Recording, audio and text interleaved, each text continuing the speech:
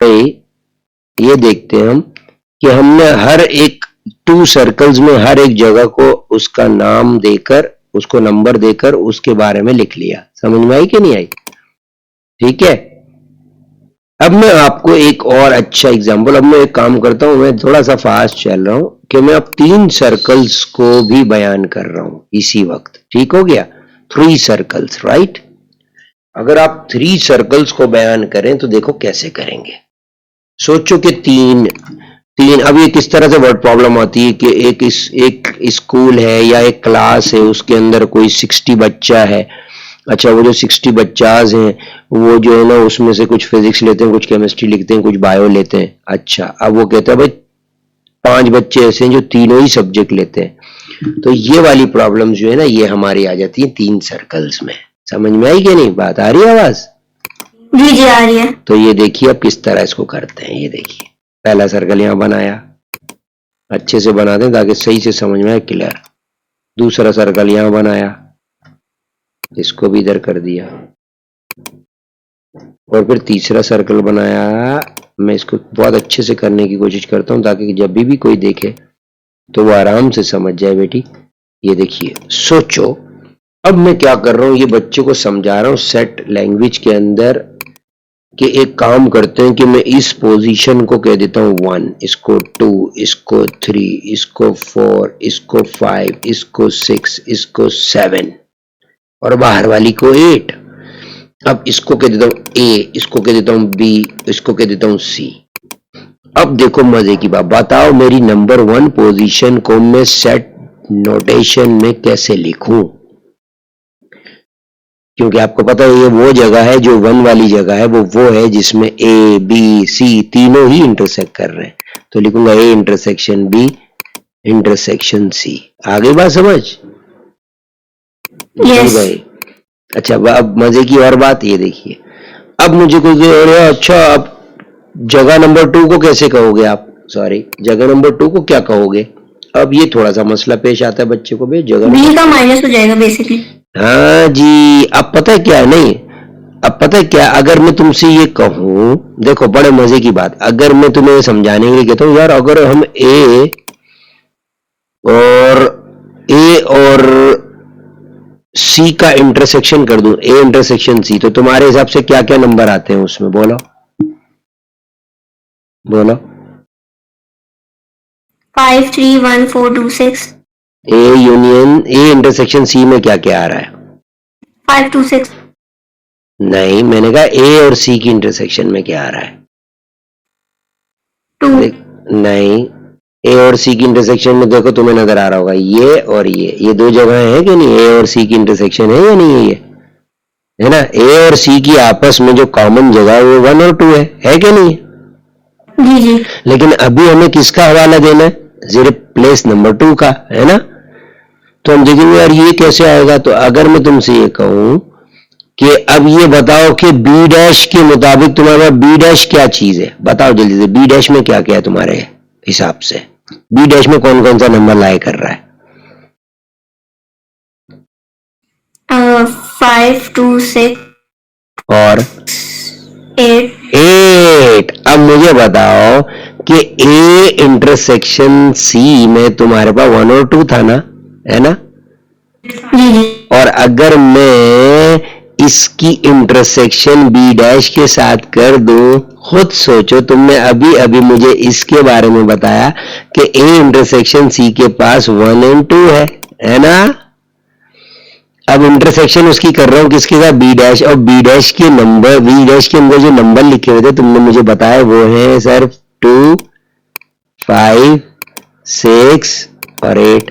अब इनके दरमियान में कौन सा कॉमन जगह इंटरसेक्शन में जो आ रही है? बोलो जल्दी से। 2 आ गई ना? 2 तो इसका मतलब है प्लेस 2 को डिफाइन करने का सबसे आसान तरीका ये है। समझ में आ गई? तो अब जिसको प्लेस 2 डिफाइन करनी बड़े अच्छे से आ गई, तो प्लेस 3 तो उसके लिए बहुत आसान हो जाएगी, क्योंकि प्लेस 3 भी कुछ यही है, लेटर चेंज हुए बस। बताओ क्या होना चाहिए उसका? ए इंटरसेक्शन, बोलो बहुत सिर्फ लेटर चेंज हो रहे हैं। ए इंटरसेक्शन बी, बोलो intersection C not C dash. जबरदस्त। तो फिर पोजीशन नंबर 4 के बारे में क्या ख्याल है, बोलो। सिर्फ 4 पोजीशन को बयान करना बंदे ने, तो पहले वो लिखेगा intersection C, A intersection C. अब ए इंटरसेक्शन सी में क्योंकि 1 भी इंक्लूड हो रहा है तो आपको 1 को हटाना है, तो आप इसकी इंटरसेक्शन करवा देंगे किसके साथ, ए के डैश के साथ, राइट। तो जब आप बी और सी की इंटरसेक्शन जो कि 1 4 है, जब इसकी आपने ए के डैश के साथ करवानी है इंटरसेक्शन, ठीक है ना, समझ में आई बात नहीं। तो आप ए के डैश में क्या क्या लिखेंगे, ये लिखेंगे 7 4 6 और 8, तो 4 उसके दरमियान कॉमन आ जाएगा। आई बात समझ। तो देखा तुमने, नंबर 1 2 3 4 सारी प्लेसेस को कितना तेजी से हमने सेट नोटेशन में लिख लिया, सही है कि नहीं। अच्छा, अब आओ पोजीशन नंबर 5। याद रहे बेटा, 5 वाली पोजीशन को हम इंग्लिश में ओनली ए भी कहते हैं, यानी कि वो जगह है जिधर ओनली अकाउंटिंग के स्टूडेंट होंगे, कोई और नहीं होगा। ए फॉर अकाउंटिंग समझ लो, ठीक है। तो पोजीशन नंबर 5 आपको क्या लगता है कि सेट नोटेशन में इसको कैसे लिखा जाना चाहिए इंग्लिश में? तो इसका मतलब है ओनली अकाउंटिंग, और 7 वाली प्लेस का मतलब है ओनली बिजनेस स्टूडेंट्स, 6 का मतलब है ओनली केमिस्ट्री स्टूडेंट। जी भाई बताओ आप 5 नंबर को सेट नोटेशन में क्या लिखना चाहिए? अगर मैं तुम्हें कहूं कि बी और सी के यूनियन का होल डैश हो जाए, देखो आसानी से समझोगे, ए यूनियन बी का होल डैश हो जाए, सॉरी क्या बोल रहा हूं मैं 5वीं जगह को, कि अगर बी यूनियन सी का होल डैश हो जाए, क्या हो जाए, बी यूनियन सी का होल डैश हो जाए, तो तुम्हें कौन से नंबर दिमाग में आते हैं, बोलो। बी और सी का होल डैश हो जाए तो तुम्हारे कौन से नंबर अब दिमाग में आते हैं इधर पिक्चर में से? 8 और 5। जबरदस्त, 5 और 8, क्योंकि तुम बी और सी की यूनियन करके उसे भूल जाओगी, एकदम भुला दोगी, तो बाकी तुम्हें लेने होंगे, कहोगे कंप्लीमेंट्री का बात कर दी मैंने। जबरदस्त, 5 और 8। अब मैं अगर उसकी इंटरसेक्शन ए के साथ कर दूं, तो बताइए, तुमने अभी अभी इसके बारे में बताया बी यूनियन सी के होल डैश के 5 और 8 आएंगे, है ना। उसकी मैं इंटरसेक्शन ए के साथ कर दूं तो ए के अंदर तो 1 2 3 और 5 यही सारे थे, है ना भाई। तो इनमें जो इंटरसेक्ट हुआ वो कौन हुआ, 5। तो पता चला पोजीशन नंबर 5 को इस तरह लिखा जाएगा सेट की लैंग्वेज में, समझ में आई। जो मैं इस तरह कर रहा हूं इससे आप समझेंगे आसानी से। 6 पे आइए, पोजीशन नंबर 6। जब जिसको पोजीशन नंबर 5 का पता चल जाए ना यार, वो 6 और 7 को बिल्कुल टक टक बयान कर देगा। बोलो जी 6 के बारे में क्या है, ए बोलो, union A union C B का होल डैश की इंटरसेक्शन सी के साथ, है ना भाई, ठीक है। आपकी आवाज थोड़ी सी लैग कर रही है, बट आप समझ रही होगी। तो इसका मतलब जो 7th पोजीशन है वो क्या होगा, ए यूनियन सी का होल डैश और उसकी इंटरसेक्शन बी के साथ।